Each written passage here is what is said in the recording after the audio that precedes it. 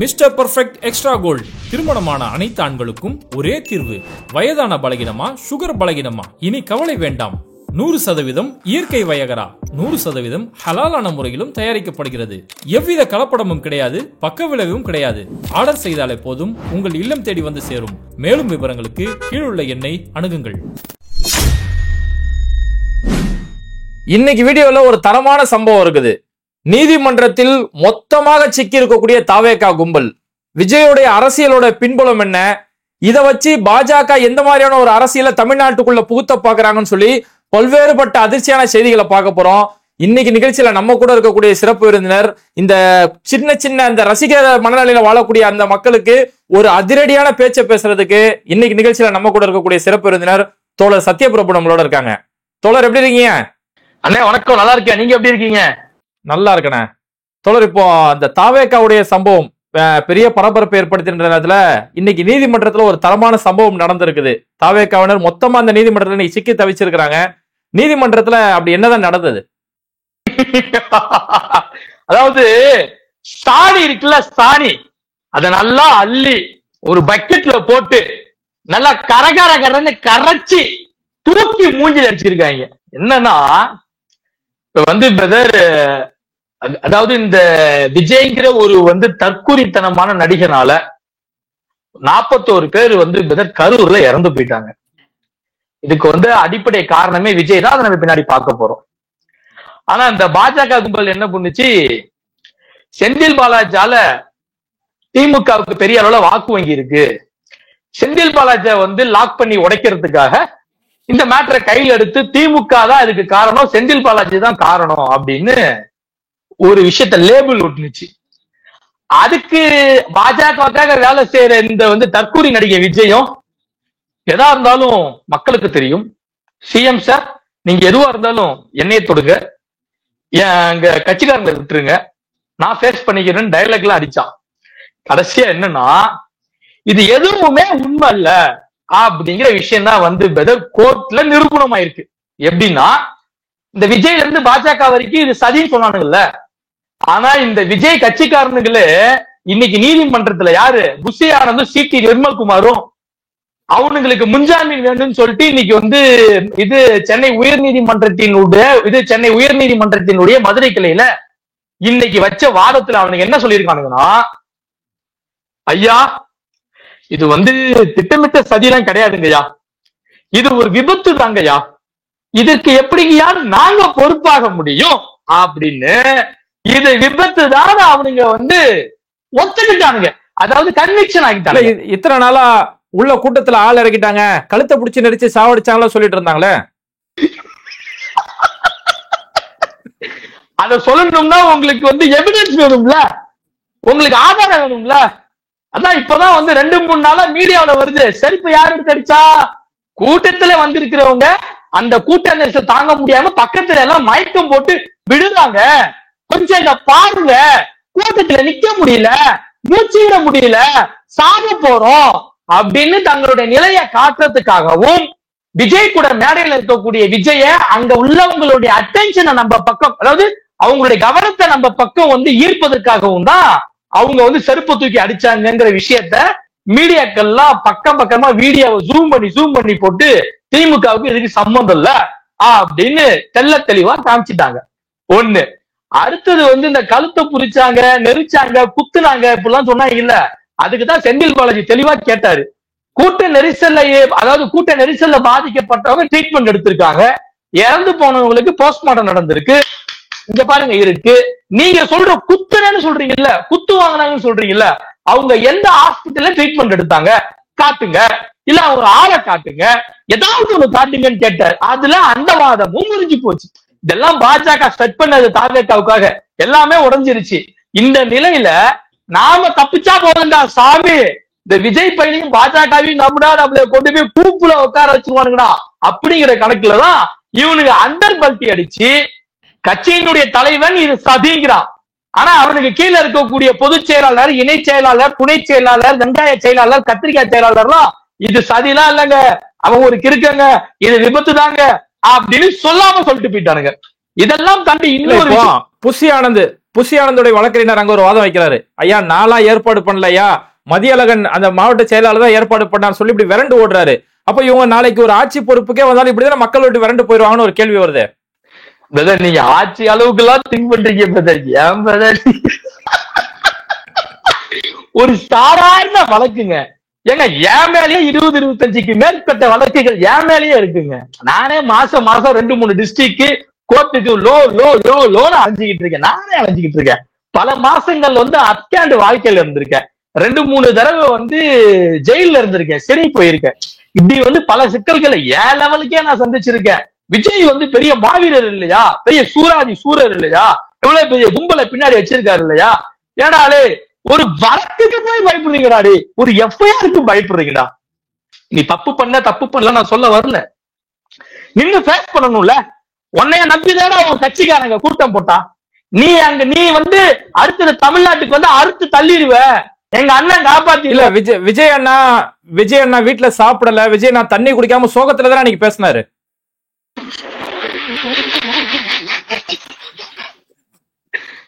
ஐயோ, இத பார்க்கக்கூடிய மக்கள் தயவு செஞ்சு தவறா எடுத்துக்காதீங்க. நான் வந்து கரூர்ல இறந்து போன அந்த 40 பேர் சம்பவத்தை பத்தி பேசிக்கிட்டு இருக்கேன். இருந்தாலும் இந்த விஜய் கட்சிக்காரங்க பண்ற விஷயங்கள் நமக்கு சிரிப்பை கொண்டுட்டு வருது. தவறா எடுத்துக்காதீங்க. அந்த வீடியோவை நல்லா பாத்தீங்கன்னு வச்சுக்கோங்களேன், நீங்க துப்பாக்கி படம் பார்த்திருப்பீங்க. இந்த துப்பாக்கி படத்துல ஒரு வந்து காட்டி கொடுக்கிற போலீஸ் ஒருத்தர் அதிகாரி, அவன் கூட இவர் வந்து மொட்டை மாடியில உட்காந்து பேசுவாரு. பேசிட்டு இந்த கண்ணை நீனா எடுத்து சுட்டுக்கிட்டேன்னா உனக்கு வேலையில இருந்து சாகுறப்ப உனக்கு உன் பசங்களுக்கு வேலை கிடைக்கும், ஃப்ரீ வீடு கிடைக்கும், மெடல் கிடைக்கும். ஆனா அந்த கண்ணை நான் எடுத்து சுட்டேன்னா ஏன் சுட்டேன் அப்படின்னு சொல்ல வேண்டியது வரும். ரோட்ல போறவங்களாம் பொண்டாட்டியை கூப்பிடுவான். தப்பி தவறி இந்த கண்ணு என் பக்கம் திரும்பிச்சுன்னா நான் சும்மா இருக்க மாட்டோமா. சேம் மாடுலேஷன்ல தான் இந்த வீடியோவை விஜய் போட்டிருப்பாரு. நீங்க உட்காந்து பாருங்க, அந்த சீனையும் இந்த சீனையும் கம்பேர் பண்ணி பாருங்க. பாஜகவுல இருந்து அதே மாதிரி ஷூட்டிங் எடுத்துக்காரு சொல்றீங்களா? விஜய் அதே மாதிரி ஷூட்டிங் எடுக்கிறாரு. ஆமா, ஸ்கிரிப்ட் யாருன்னா பாஜகவுல அந்த கரகாட்ட கோஸ்டியூம் வந்துச்சுங்க டெல்லியில இருந்து. நல்லா டிங்கு டிங்கு டிங்கு டிங்குன்னு ஆட்டிக்கிட்டு எதுக்கு வந்துச்சுன்னே தெரியல. நான் கேக்குறேன், 41 உயிர்கள் பலியாகும் போதே ஒரு ஒன்றிய அரசுல இருந்து வரதுல என்ன தப்பு இருக்கு? அதான் பிரதர், ஒன்றிய அரசுல இருந்து வரது தப்பு இல்ல. அதுல நீ அரசியல் ஏன்டா பண்ற? அரசியல் ஏன் பண்ற? அஜெண்டாவை ஏன் செட் பண்ற? சரி, நீ ஆளக்கூடிய யூபியில போன வருஷம் கும்பமேளால இறந்து போனாங்களே கொத்தா, அங்கெல்லாம் எங்க புடுங்க போனீங்களா? அதுக்கு முதல் வருஷம் மணிப்பூர்ல கும்பல கொத்தா பெண்கள் பாலியல் பலாத்காரம் செய்யப்பட்டு கொலை செய்யப்பட்டாங்களே, அங்க எங்க புடுங்க போனீங்களா? அதுக்கு முன்னாடி குஜராத்ல பாலம் இடிஞ்சுட்டு செத்து போனாங்களே, அங்க எங்கடா விளக்க போனீங்களா? இதெல்லாம் நம்ம கேட்கிறோம்ல.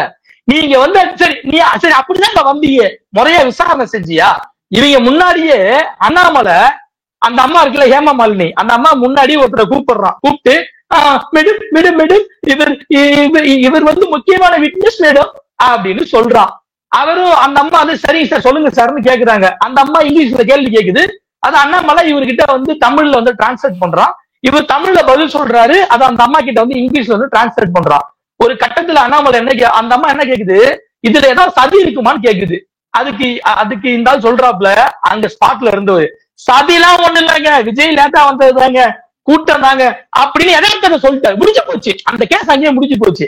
ஆனா அதுக்கப்புறம் என்ன பண்றீங்க நீங்க, இதுல ஒரு பெரிய சதி இருக்கு, திட்டமிட்ட சதி இருக்கு, தமிழக அரசு சதி இருக்குன்னு சொல்லிட்டு கந்த மேனிக்கு வந்து ஒரு ஃபேக்கான அஜெண்டாவை செட் பண்ணிட்டு போனீங்க. ஆனா எந்த கட்சிக்காக நீங்க இப்படி ஒரு அஜெண்டாவை செட் பண்ணுவீங்களோ அந்த கட்சிக்காரனே ஒத்துக்கிட்டானுங்க.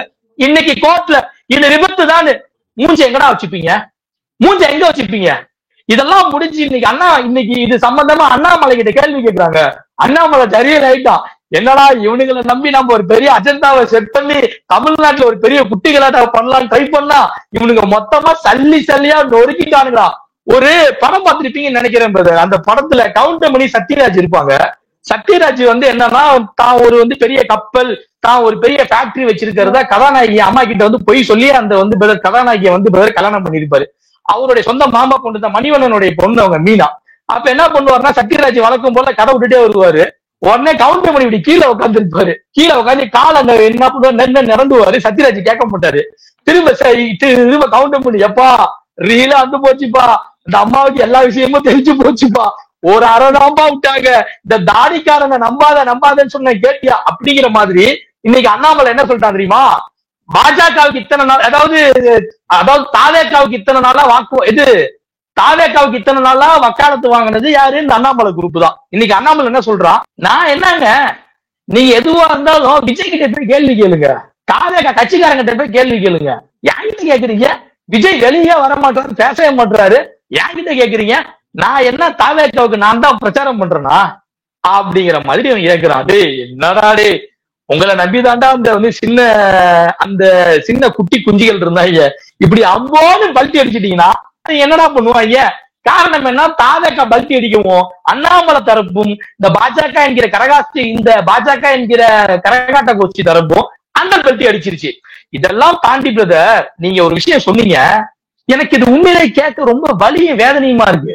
என்னன்னா, டேய் உங்களை நம்பி பசங்க வராங்க, மாற்றத்தை தரப்போறேன்னு சொல்றீங்க, இங்க உள்ள இந்த திமுக அதிமுகவை ஒழிக்கணும்னு சொல்றீங்க, பாஜகவை எதிர்த்து நிக்கணும்னு சொல்றீங்க, எல்லாத்தையும் விட்டுட்டு தமிழ்நாட்டுக்கு ஒரு புது விதமான ஆட்சியை தரப்போறோம்னு சொன்னீங்க, இந்த தமிழ்நாட்டு மக்களை காப்பாத்துறதுக்கு தளபதி தான் இருக்காருன்னு சொன்னீங்க, எல்லாம் ஒத்துக்கிறேன்டா, ஒரே ஒரு கேஸ் தான்டா, ஒரு எஃப்ஐஆர் தான்டா, அதுக்கே தாங்க முடியாம ஐயா சாமி நான் இல்லைங்க, எனக்கு அதுக்கும் சம்பந்தம் இல்லைங்க, அந்த பொறுப்பு என் பொறுப்பு இல்லைங்க, அது அந்த கரூர்ல இருக்கக்கூடிய மாவட்ட செயலாளர் மதியழகன் ஒருத்தருங்க, அவர் பொறுப்புங்க, அந்த ஆளெல்லாம் தூக்கி உள்ள போட்டாச்சுங்க, இதனால என்னைய நீங்க முன்ஜாமீன் கொடுத்துருங்க அப்படின்னு கேக்குறீங்களே.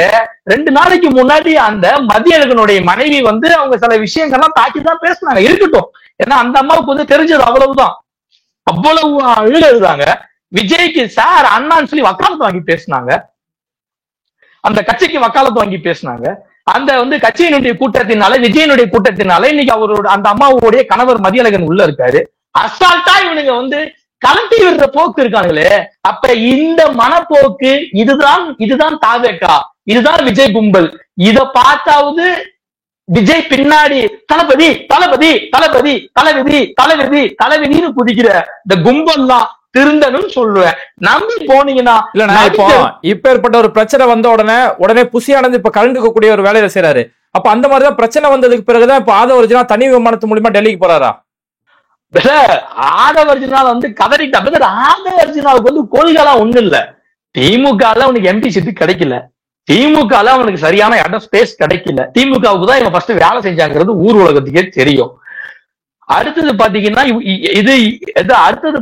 இவன் பேர்லயும் உன்னுடைய மாமனார் பேர்லயும் ஈடி வழக்கு இருக்கு, அது ஊருக்கே தெரியும். இதனால பாஜக அவனை லாக் பண்ணுது. விசிகாவை உடைச்சு திமுக கொண்டு வர வேலைய செய்ய பார்த்தான் பாஜகவுக்காக. என்னன்னா அண்ணன் திருமாவளவன் அவர்கள் அதாவது சனாதன எதிர்ப்பு கொள்கையில, சமூக நீதி கொள்கையில ஸ்ட்ராங்கா இருந்ததுனால இவனுடைய பருப்பு அங்க வேகல, இவன் அந்த கட்சியை விட்டு கழட்டிட்டு வந்துட்டான். இப்ப அவனுடைய அஜெண்டாவை விஜய் பக்கம் செய்யறதுக்கு வேலையை பார்த்தான். தப்பி தவறி இவனுங்களுடைய தற்கூரித்தனம், இவனுங்களுடைய முரட்டு முட்டாள்தனம் எங்க போய் விட்டுருச்சுன்னா 41 பேரை பலி வாங்கிருச்சு. என்ன செய்யறதுன்னு தெரியாமதான் எஜமான ஓடுறான். சாமி உங்களை நம்பிதான் சாமி இதெல்லாம் நான் செஞ்சேன், உங்களுடைய சிறந்த அடிமை நானு, என்னை எப்படியாவது காப்பாத்துங்க சாமியோ அப்படின்னு தனி விமானத்துல NSG பாதுகாப்போட போயிருக்காங்க. இவனுக்கு எதுக்கு அந்த பாதுகாப்பு? யாருங்க அவன்? யாரு ஈடு கேஸ் இருக்கு இல்லன்னா அவரு ஒரு ஒரு விளையாட்டு துறையில இருக்காரு, ஸ்போர்ட்ஸ் ஃபீல்டுல இருக்காரு, அது சம்பந்தமா டெல்லிக்கு போயிருக்காருன்னு சொல்றாங்களே. அதுக்கு எதுக்குங்க தனி விமானம் NSG பாதுகாப்புலாம்? ஆமா இவரு இப்ப அப்படியே இந்தியாவுக்காக விளையாண்டு ஒலிம்பிக்ல ஓடி 10 தங்கப்பதக்கம் 10 வெள்ளி பதக்கத்தை வாங்கி கழட்ட போறாரு. அதெல்லாம் இல்ல, அமித்ஷா பாக்குறதுக்காக போனா, அமித்ஷா நான் பாத்துக்கிறேன்டா கம்முன்னுறா அப்படின்னு அமித்ஷா பேசி வெயிட்டிங்ல வச்சிருக்காரு. இதுதான் விஷயம். ஆதவர்ஜுனா பேச்ச நம்பி விஜய் போனதுக்கு ஆக்சுவலா விஜய்க்கும் புத்தி இல்ல, விஜய் எவன் பேச்ச கேட்டானோ அந்த ஆதவர்ஜுனாவுக்கும் புத்தி இல்ல. ஏன்னா ஆதவர்ஜுனோடைய கொள்கை என்னன்னா திமுக ஒழிக்கணும், அவ்வளவுதான். அவனை நம்பி போனா நடுத்தரவுதான் விடுவான். அடுத்தது இந்த ஜான ஆரோக்கியசாமின்னு ஒருத்தர் விஜயோட பொலிட்டிக்கல் ஸ்ட்ராட்டஜிஸ்ட், அவர் பேசின ஆடியோ கேட்டிருப்பீங்க. விஜய் நைட்ல வேற மாதிரி இருக்காரு, என்ன சொன்னாலும் நாம என்ன சொன்னாலும் ஆனந்த் கிட்ட போட்டு கொடுத்துடுறாரு. ஆனந்த் யாருங்க அந்த ஆளு? பிளக்ஸ்ல அந்த ஆள் போட்டோ எத்தனை பெருசு போட்டுக்கிறாங்க. CM candidate sir Vijay sir போட்டோவே அவ்வளவு பெருசு இல்லைங்க. யாருங்க அவன்? நான் அன்புமணிக்கு வேலை பார்த்துட்டு ராமதாஸ் பட்டோலஜிக்கு குப்பையில போடணும்னு சொல்லிட்டேன். அப்பனாவது மகனாவது வீட்டுலதான் இருக்கணும்னு சொல்லிட்டேன் நானு.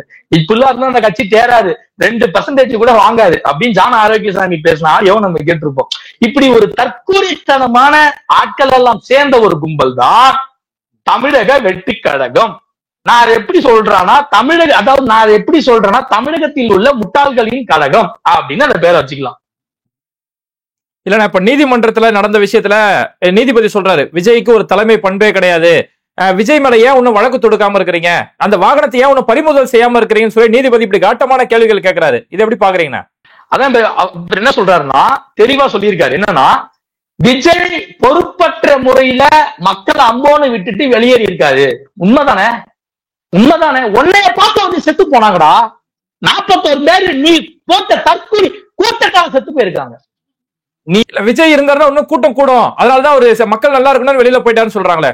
சரி, நீ அங்க இருக்க வேணாம். சரி, உனக்கு அப்படி உன் உயிர் தான் முக்கியம்னா விடு, அங்க இருக்க வேணாம். 41 உயிரோட உன் உயிர் ஒண்ணும் பெரிய மயில் உயிர் கிடையாது, அப்படி இருக்க வேணாம், விடு. நீ திருச்ச தாண்டலாமா? அங்க நீ முகாம் போட்டு உன் கட்சிக்காரங்களை அனுப்பிச்சு நீ ஹாஸ்பிட்டல் என்ன வேலை நடக்குதுன்னு பாக்கணும்ல. நீ 10 பாட்டிலுக்கு 10 ரூபான்னு பாட்டு பண்ண செந்தில் பாலாஜி தான் அங்க இருந்த. நல்லதா கேட்டதோங்க ஏங்க வந்தாலும் அரசியலே பண்ணிட்டுங்க, அது அந்த தொகுதிங்க, அவர் ஸ்கோர் பண்ணதாங்க பாப்பாரு. நின்னாருல, அங்க யார் நியாயமா நின்றுக்கணும்? உன் கட்சிக்காரன் நின்றுக்கணும், நீ நின்றுக்கணும், உன் கட்சி பொதுச்சாளர் நின்றுக்கணும். இந்த ஆதவர்ஜனான்னு ஒருத்தர் திருட்டு பொறுக்கி அவன் நின்றுக்கணும். எல்லா பயிலும் துணியா காணும் ஓடிட்டீங்க மக்களை அம்போன்னு விட்டுட்டு. எப்பதான் கூச்சமே இல்லாம நாங்க மக்களுக்காக போராடுறோம்னு கேக்குறீங்க? எப்பதான் மக்களுக்காக நாங்க தான் மாற்றுன்னு சொல்றீங்க? இதெல்லாம் நீதிமன்றம் வந்து என்ன சொல்லுதுன்னா, விஜய் பொறுப்பு இல்லாம மக்களை அம்போன்னு விட்டுட்டு வெளியேறிட்டாரு ஒண்ணு. அடுத்தது, அங்க நடந்த அந்த பிரச்சனைக்கு தாவேக்கா பொறுப்பேற்காம இருக்கிறது கடும் கண்டனத்துக்குரியது. நீ இல்லடா பொறுப்பேற்கணும், உன் கூட்டம் அது லேட்டா. நீ அதுல புஷியானது இன்னொரு விஷயம் சொல்லியிருக்காரு, நாங்க என்னமோ லேட்டா வந்ததை தப்புன்னு சொல்றாங்க அப்படின்னு. இப்ப எல்லாருமே கூட்டம் போட்டாக்க 3 மணிக்கு வரவங்க 6 மணி ஆகும், 7 மணி ஆகும், அதுல மாற்றுக்கிறது கிடையாது. இங்க ஏன் தப்புன்னு சொல்றோம்னா, 3 மணிக்கு கூட்டம்னா 4 மணி 6 மணி 7 மணி ஆகிறது தப்பு இல்ல. ஆனா நீ 3 மணிக்கு தான் உன் வீட்டுல கிளம்புற, 350 கிலோமீட்டருக்கு அந்தாண்ட உள்ள உன் வீட்டுல நீ வந்து 3 மணிக்கு தான் கிளம்புற. அப்ப அதுக்கு பேர் என்ன? அப்ப இது தப்பு தானே? அப்ப இது பர்பஸாவே லேட் பண்றதா தானே அர்த்தம்? அப்ப இது பர்பஸாவே மக்களை காக்க வைக்கணுங்கிறதான அர்த்தம்? அப்ப இது பர்பஸாவே ஒரு வந்து கும்பலை வந்து சேர்க்கணும், கூட்டம் அதிகமாகட்டும், ஒரு ஹைப்பை கிரியேட் பண்ணணும் தான் அர்த்தம். இப்படி தங்களுக்கான மாஸ் வெறிக்காக உண்டாக்குன இந்த கூட்டத்தினாலதான் இன்னைக்கு இப்படி ஒரு 41 பேர் இறந்து போயிருக்காங்க. இதனைதான் நீதிமன்றம் கண்டிச்சிருக்கு. தாவேக்கா ஏன் பொறுப்பு இருக்குல்ல, விஜய் ஏன் பாதியில விட்டுட்டு ஓடுங்க, நீங்க வந்து தெரியலாம் சொல்லக்கூடாது, உங்க கட்சி தான் பொறுப்பே இருக்கணும் அப்படின்னு நீதிமன்றம் இதனை எல்லாம் கண்டித்துதான் இந்த வழக்கை சிபிஐக்கு மாத்தணும்னு சொன்னதை அந்த மனுவை வந்து தள்ளுபடி பண்ணிருச்சு. ஏன்னா வழக்கு விசாரணை ஆரம்ப நிலையில இருக்கு அப்படின்னு சொல்லி அந்த மனுவை தள்ளுபடி செஞ்சிருச்சு. அடுத்தது அந்த இந்த பஸ் பார்த்தா கொளுத்துன்னு சொல்லுவேன் நான். எத்தனை உயிரத்துக்கு வாங்கிருச்சு, இத்தனை பேர் செத்து போனாங்க. அந்த பஸ்ஸுக்கு முந்தானத்து வந்து ஆயுத பூஜை ஒரு கேடாங்க, கேட்கிற ஆயுத பூஜை ஒரு கேடா, செத்து போனவங்களுக்கு ஒரு அஞ்சலி செலுத்த துப்பு இல்ல திருட்டு அயோக்கிய ராஸ்கலுங்க. அந்த பஸ்ஸுக்கு வந்து பூஜை ஒரு கேடா இல்ல, அந்த பஸ்ஸுக்கு வந்து பூஜை ஒரு தேவையா? அதான் வந்து நீதிமன்றம் சொல்லியிருக்கு. 2 பேர் அந்த பஸ்ஸால வந்து கீழே விழுந்திருக்காங்கல்ல, ஏன் நீங்க வழக்கு பதிவு பண்ணல? அந்த வாகனத்தை ஏன் பறிமுதல் பண்ணலன்னு சொல்லி கேட்டிருக்காங்க. ஸ்டாலின் மேல என்ன ஒரு பெரிய குற்றம்னா இதுதான் குற்றம். விஜயோடைய பயணத்தை தொடர விட்டது தப்பு. கேட்டா நீங்க சொல்லலாம் திமுக சதி பண்ணுதுன்னு சொல்லி விஜய் பேசுறாரு. சொல்லட்டும் சார், 1000 சொல்லட்டும் சார், பாலிடிக்ஸ் பண்றேன் என்ன பேசுவான் சார். பாஜக பேசுறதுலாம் தமிழ்நாட்டுல எடுபடுதான். அது போல விஜயும் 10ஓட 11 தான் போயிருக்கும் சார். நீங்க அதுக்கெல்லாம் சீரியஸ்னஸ் காமிச்சு விட்டு வச்சதன் விளைவுதான் நீங்க 41 பேர் செத்து போயிருக்காங்க. இன்னமும் நீங்க விஜய் மீது வழக்கு பதிவு செய்யாம இருக்கிறது வேடிக்கையா இருக்கு. ஸ்டாலின் அவர்கள் மீது என்ன ஒரு பெரிய தப்பு சொல்லலாம்னா, விஜய் பயணத்தை நீங்க ஏன் சார் வந்து செய்ய விடுறீங்க? நீங்க முற்றுப்புள்ளி வைக்கணும் சார். ஒரு இடத்துல, அதாவது 1 முறை 2 முறை மக்களுக்கு பிரச்சனையா இருக்கு, பொது சொத்துக்களுக்கு வந்து சேதத்தை விளைவிக்கிறானுங்க, மக்களுக்கு வந்து பயங்கர இடையூறா இருக்குங்கிற பட்சத்துல நிறைய எல்லா கூட்டத்திலையும் எல்லா பயணத்திலையும் பொதுமக்கள் மயக்கம் போட்டு விழுந்திருக்காங்க, வண்டியில் அடிப்பட்டு விழுந்திருக்காங்க. ஒவ்வொரு மாநாட்டிலையும் 5 பேர் 10 பேர் செத்து போயிருக்காங்க. அப்படிங்கிறப்ப நீங்க வந்து தடை போட்டிருக்கணும் சார். மிஞ்சி போனா என்ன சார் பண்ணுவான்? திமுக சதி, ஸ்டாலின் பயந்துட்டாரு, ஸ்டாலின் உருண்டுட்டாரு, ஸ்டாலின் பிறந்துட்டாரு, பேசட்டும். பாஜக பேசுறதே நம்ம தமிழ்நாட்டுல பெருசா எடுப்படல. இவன் சுண்டக்கா பையன், இவன் பேச்செல்லாம் பெருசா எடுப்படுமாங்க. அப்ப நீ இவனை வச்சு பார்த்தது தப்பு. காவல்துறை மீது நம்ம தப்பு என்ன சொல்லலாம்னா, விஜய் சொன்ன டைமுக்கு வரலங்க, இங்க வந்து எங்க கூட்டம் அதிகமாயிருச்சுங்க, கூட்டம் அதிகமாக அங்க ஒரு பெரிய ஸ்தம்பிப்பான விஷயம் வந்து நடக்க போகுதுன்னு காவல்துறைக்கு தெரியுதுங்க. இத நீங்க வந்து விஜய் தரப்புல போய் சொல்றீங்க, அவனுங்க கேட்கலங்க, நாங்க இங்கதான் பேசுவோம்னு சொல்றானுங்க. அப்பவே நீங்க ஸ்டாப் பண்ணிருக்கணும், சட்ட ஒழுங்கு பிரச்சனை வரும்னு. நாமெல்லாம் எங்கேயாவது ஒரு நல்ல விஷயத்துக்கு போனா கூட சட்ட ஒழுங்கு பிரச்சனை வரும்னு ஸ்டாப் பண்றீங்க. அது போல விஜய் பேரத்தை ஸ்டாப் பண்ணிருக்கணும். அவனை நீங்க வச்சு பார்த்ததின் விளைவுதான். இல்ல அப்படி ஏதாவது பண்ணாதான் ஆதவர்ஜனா பதிவு போடுறாரு, இலங்கையிலே நேபாளே வெடிச்ச மாதிரி கலவரம் வெடிட்டுன்றாரு.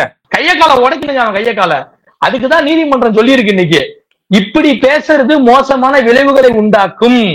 ஆதவர்ஜுனா சட்டத்துக்கு அப்பாற்பட்டவரா? அவர் மீது ஏன் நீங்க இது வரைக்கும் வழக்கு பதிவு செய்யல? ஏன் சட்டப்படி நடவடிக்கை எடுக்கல?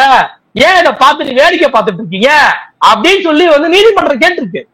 அதே மாதிரி பாத்தீங்கன்னா இந்த வழக்குல போட்ட எஃப்ஐஆர்ல புஷி ஆனந்த், சிடி நிர்மல்குமார், மதியழகன் பேர்லாம் போட்டு இன்னும் பலர்னு போட்டிருக்கு. அந்த இன்னும் பலர்ல நான் யார பாக்குறேன், விஜய பாக்குறேன், த்ரிஷாவை பாக்குறேன், ஆதவர்ஜனாவை பாக்குறேன், இப்படி இவனுக்கு எல்லாத்தையும் நான் அதுல பாக்குறேன். அப்ப இவங்க பேரெல்லாம் உள்ள கொண்டுட்டு வந்து இப்ப இந்த கேஸ வந்து சிறப்பு புலனாய்வு குழு ஒன்று அமைச்சிருக்காங்க. அதற்கு வந்து வடக்கு மண்டல ஐஜியா இருக்கக்கூடிய திரு அஸ்ரா கார்காவுல போட்டிருக்காங்க. அவர் ரொம்ப நேர்மையான அதிகாரி, இது ஊர் உலகத்துக்கே தெரியும், நேர்மையான அதிகாரி. ஒரு ஏடிஜிபி பேர்ல எஃப்ஐஆர் போட்டு தூக்கி உள்ள வச்சாருங்க. அவர்கிட்ட இந்த வழக்கு போயிருக்கு. அஸ்ரா கார்க் சார், நீங்க வந்து விஜய முதல்ல எஃப்ஐஆர் போடுங்க, கைது பண்ணுங்க, உங்களுக்கு தெரியும், தீர விசாரணை செய்யுங்க. இனிமே எவனுக்கும் தமிழ்நாட்டுல இப்படி ஒரு தற்கூரித்தனமான கூட்டத்தை சேர்த்து மக்களை கொலை செய்யலாங்கிற எண்ணம் எவனுக்குமே வரக்கூடாது. அப்படியான நடவடிக்கை நீங்க வந்து எடுக்கிறதுல இருக்கு. ஸ்டாலின் அவர்கள் இதற்குண்டான வழிவகையை செய்யணும் சார். நீங்க விட்டு பாத்தீங்க அப்படின்னா பாஜக சேரலி அடிச்சிட்டு இருப்பான். உங்க பேர்ல சேரலி அடிக்கிறத விட தமிழ்நாட்டுக்கு இது பெரிய ஆபத்து. தமிழ்நாட்டில் இருக்கக்கூடிய சமூக நீதி, மதச்சார்பின்மை ஒன்னாம் மண்ணா இருக்கக்கூடிய இந்த ஸ்டேட்டுக்கு பெரிய ஆபத்து. நீங்க வச்சு பாக்குறதுடைய விளைவு பாஜகவினுடைய பலம் அதிகமாகிட்டு இருக்கு. இப்ப பாஜக பலம் உடைக்கப்படணும்னா உண்மையா நடவடிக்கை எடுங்க சார், பயப்படாதீங்க சார், ஸ்ட்ராங்கா இருங்க சார். விஜய் ஆந்திராவுல பவன் கல்யாணுடைய ரசிகர்கள் எல்லாம் இன்னைக்கு பாஜக ஆதரவாளர்களா மாத்திர மாதிரி இங்க தமிழ்நாட்டுல அது மாதிரி பிளான் நடக்குதுங்கிறீங்களா? கண்டிப்பா அதுல மாற்று கருத்தே இல்லைங்க, அதுல மாற்று கருத்தே இல்ல. விஜயே பாஜக காரன் தான். விஜயே எங்க எப்படி பவன் கல்யாணம், அது போல இங்க விஜய் வந்து ஒரு வந்து கட்சி, அவருதான் பாஜக என்னுடைய கொள்கை எதிரின்னு சொல்றாரு விஜய் தான். அது எப்படின்னா கொள்கை எதிரின்னு சொல்லிட்டு விஜய்க்கு ஒரு பிரச்சனை வந்து விஜயே மூடிக்கிட்டு வீட்டுல படுத்திருக்காப்ல. விஜய்க்காக பாஜக வர்ணிச்சு கட்டிக்கிட்டு டெல்லியில இருந்து சிலிப்பிக்கிட்டு இங்க நடக்கிற நட என்ன, பேசுற பேச்சு என்ன, நல்லா பாருங்க. அந்த டெல்லியில இருந்து வந்த அந்த வீணா போன எம்பிக்கள் குழு அவங்க கொடுக்குற விளக்கம் இருக்குல்ல, கொடுத்த விளக்கம் 1/2 hourல தான் விஜய் பேசுறாரு. ஏன்னா அதான் ஸ்கிரிப்ட். அப்ப அவங்க பேசிட்டாங்கப்பா, நாம பேசுவோம்ப்பா. தம்பி விஜய், நம்மளுக்கு பேசிட்டாங்க, இனிமே நீங்க பேசுங்க, பாத்துக்கலாம், ஆனா நாங்க கூட இருக்கோம் பாத்துக்கலாம். அவ்வளவுதான். இதுக்கு மேலேயே விஜய்க்கும் பாஜகவுக்கும் சம்பந்தம் இல்லைன்னு சொல்றத எப்படி ஏத்துக்கிறதுன்னு நமக்கு தெரியல. இன்னொரு விஷயம் என்னன்னா, இது வரைக்கும் சம்பந்தம் இல்லைன்னு கூட வச்சுக்கோங்க, இந்த பிரச்சனையை வச்சு பாஜக இல்ல, நான் சொல்றது மத்தவன் சம்பந்தம் இல்லைன்னு சொல்றான்ல, சம்பந்தம் இல்லைன்னே வச்சுப்போம். ஆனா இந்த பிரச்சனையை வச்சு பாஜக விஜய லாக் பண்ணிருச்சீங்க. விஜய் ஒரு கோவங்க. ஏங்க சினிமால தாங்க அவர் டைலாக் பேசுவாரு, ஒரு தடவை முடிவு பண்ணிட்டேன்னா என் பேச்ச நானே கேட்க மாட்டேன், சாமிக்கு மட்டும்தான் மரியாதை, ஒன்ன மாதிரி சக்கடிக்கலாம் இல்ல அப்படின்னு டைலாக் சினிமாலதான் அடிப்பாங்க. உங்களுக்கு பப்ளிக்ல நிஜத்துல ஏதாவது பிரச்சனைனா விட நடுங்கி அண்ணனுக்கு ஏதாவது ஒரு படத்துல சொல்லுவான் வடிவேலு, பாடி ஸ்ட்ராங் பேஸ்மெண்ட் வீக்குன்னு. இதுல நம்ம அண்ணன் விஜய்க்கு பேஸ்மெண்ட்டும் வீக்கு, பாடியும் வீக்கு. இப்படி ஒரு ஆள ஒரு சாடிஸ்ட் ஃபெல்லோ வச்சுக்கிட்டு அவனை நம்பி ஒரு கூட்டம், அந்த கூட்டத்தை நினைச்சாதான் பரிதாபமா இருக்கு. அப்ப இப்படிப்பட்ட ஆட்கள் மீது மக்களுக்கு விழிப்புணர்வு வர வேணும். அப்படி அவனை பார்த்து நீங்க என்ன செய்ய போறீங்க? அவனுக்கு உங்களுக்கு என்ன சம்பந்தம்? அவன் காசு வாங்கிட்டு நடிக்கிறான், நீங்க காசு கொடுத்து படம் பாக்குறீங்க, அவ்வளவுதான். நமக்கும் நடிகர்களுக்குமான ஒரு சம்பந்தம், உறவு. அதை தாண்டி நாம அவரை பாக்குறது, விஷ் பண்றது, வாழ்த்துக்கள் சொல்றது, அவர்கிட்ட போட்டோ எடுக்கிறது வந்து ஒரு அன்பின் வெளிப்பாடு. ஆனா வெறித்தனமா போய் இத்தனை பேர் சாகணும் அப்படின்னு நினைக்கிறத பார்த்தா நம்ம ஸ்டேட் எதை நோக்கி போய்கிட்டு இருக்குன்னு தெரியல. இந்தியாவுக்கே முற்போக்கு மாநிலம், முன்னோடி மாநிலம்னு சொல்றோம். ஆனா இப்படிப்பட்ட சம்பவங்கள்லாம் நம்ம மாநிலத்தை பிற்போக்குத்தனமா பின்னோக்கி கொண்டுட்டு போகுதுங்கிற ஐயமும் பயமும் எனக்கு இருக்கு. அப்ப மக்களுக்கு விழிப்புணர்வு வரணும், சுய சிந்தனை வேணும், சுய அறிவு வரணும், சுயமரியாதை வேட்கையும் எண்ணமும் வேண்டும் அப்படின்னு நான் சொல்றேங்க. சரிண்ணா, இந்த ஒரு குறுகிய நேரத்துல ரொம்ப அருமையா இந்த நிகழ்வு சம்பந்தமான ரொம்ப அழகா தெளிவுபடுத்தி உங்களுடைய அதிரடியான ஸ்டைல்ல ரொம்ப அழகா பேசுனீங்க. நிகழ்ச்சியில கலந்துட ரொம்ப நன்றி.